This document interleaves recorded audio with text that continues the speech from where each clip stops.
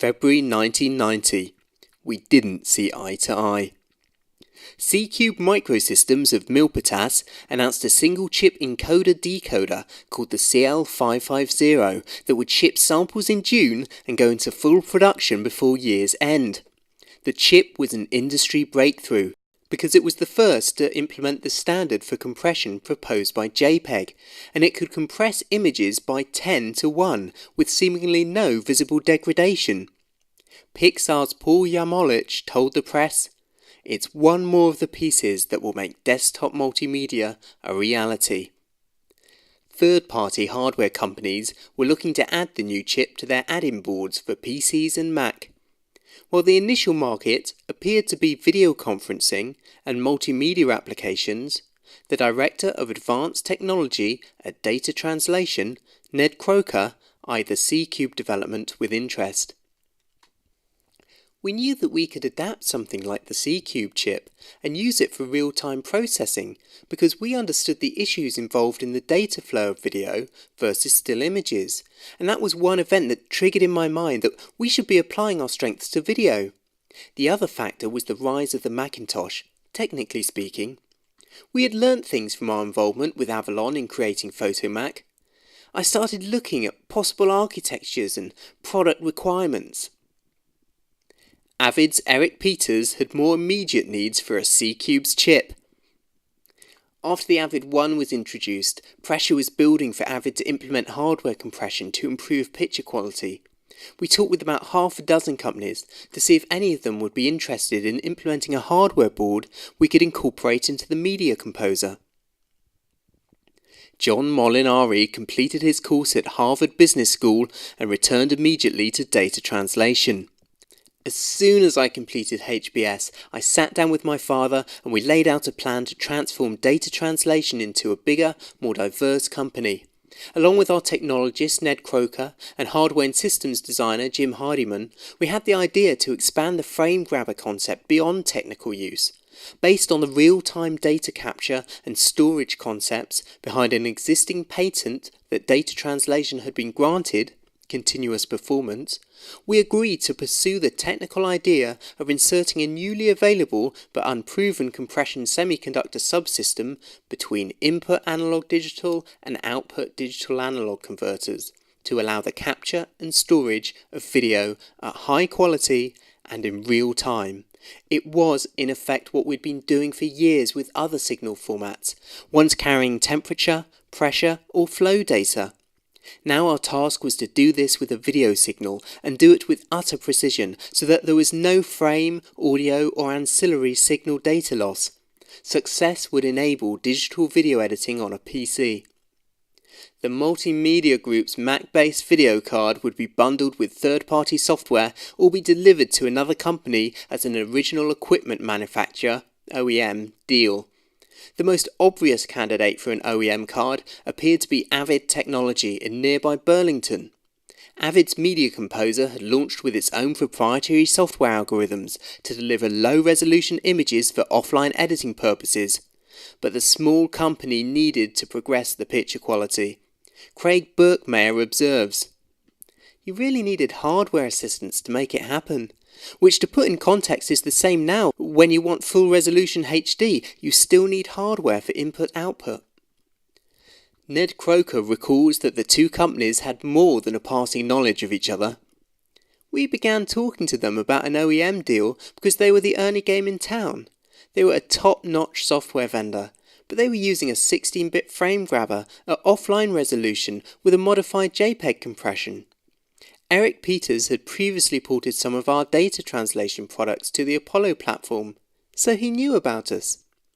Kurt Rawley recalls, "We spoke with data translation about building a video board for us in a certain way, but they were very confident with their skills on creating a board design in a different way, in their own way. Despite having arguably better quality, the Avid team believed the data translation card needed some modifications to suit their use, as was customary with OEM orders. John Molinari recalls the impasse. I guess they didn't understand what we were saying about the extent to which we were planning on taking picture quality on a personal computer. We intended to be better than Betacam, with no picture loss. and Avid were doing very well with low-resolution images. We didn't see eye to eye. Croker recalls, "They actually didn't believe we could possibly make the hardware in the time frame, and in hindsight, they were pretty correct. It took us a lot longer than we expected to create the working pieces." Avid informed Data Translation of their decision. Croker recalls, "They didn't want our hardware, and they weren't interested in running their product on top of ours. It's when we suddenly realised, that we would have to do it all. The hardware, the software, front end, back end, sales, marketing, everything. It wasn't what we had expected to have to do." As a result, a rivalry was born, and one that would ultimately end up in court. John Delmont offers his perspective. "In my opinion, Avid didn't see that they had been offered potentially a better board, and by turning John Molinari down had instead created a competitor. Soon after, Data Translation CEO Fred Molinari appointed his son John to run a new division that would focus on the emerging multimedia field. John Molinari continues, "The whole key for us was to bring beautiful signals into the computer, compress them as little as possible, which of course created very high data rate transfers, and then enable them to come back out of the computer in a way that no one could tell that they had been processed by our PC subsystem. Initially 3 printed circuit boards and tens of thousands of lines of software. This was a radical departure from what was happening within the editing industry at the time. Avid and all of the others, and I mean all of the others, were working with very low resolution, single field graphical images, more proxies than real video, and relatively low data rates, and forging ahead with the offline editing concept. As hard as it is for people to comprehend now that editing systems were a 2-stage process, it was also a concept that our own industry didn't understand back then. We imagined a very different workflow to what existed and what had been accepted." The newly christened multimedia group received $12 million in research and development funding to build a unique dream machine that would dramatically reduce the cost of video post-production while maintaining the highest quality digital and audio output possible. Ned Croker recalls, "We identified that corporate video, or the production of corporate videos, was probably a key market to look at, as opposed to post-production companies. Part of the research involved building an editing suite at Marlborough. Croker investigated the requirements of corporate videotape by using 3/4-inch, Super VHS and Hi8 decks to feed the system. He used an Ecolab Vision switcher to create visual effects in the suite. We would have got a Grass Valley Model 100, but it was too expensive and I was on a limited budget." With some irony, John Molinari would later use the Model 100 as a prime example of targeted product design and to guide the name of the multimedia group's editing product, Media 100. That was still in the future, as Croker built a test editing suite. "I built the linear editing suite and it was very obvious that something had to change. Well, the whole thing had to change, and it seemed clear just where the opportunities lay." Molinari and Croker concluded that a hardware board that could capture and play back in true component colour space could replace all of the separate elements that currently made up an edit suite. Industry watcher Craig Birkmeyer was keeping an eye on video compression. Data Translation seemed to have a pretty clear vision of what was possible with compression, because they were already making a frame grabber board, and their engineers believed that they could take the JPEG algorithm and compress and uncompress a bunch of video and then edit them all together. And basically with that, they demonstrated Motion JPEG would be a viable way to compress and edit video. John Molinari recalls, "From the get-go, we were set on a paradigm change for editing. We never ever contemplated creating an offline system because we wanted to eliminate the need for costly, complicated, high-maintenance analog tape equipment. At that point, not a single established player in this market had even contemplated this idea.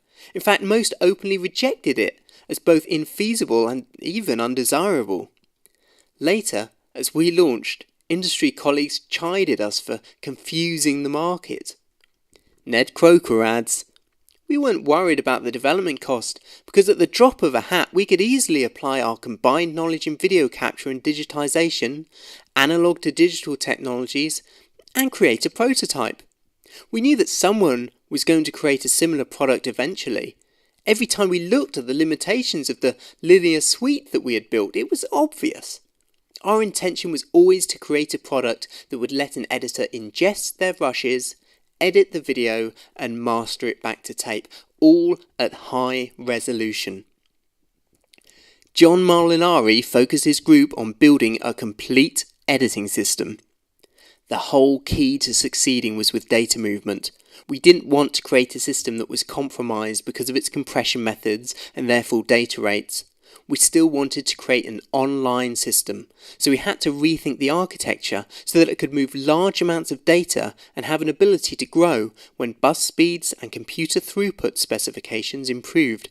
The only way to do that was to reinvent the whole thing. We were all young people in our 20s and 30s.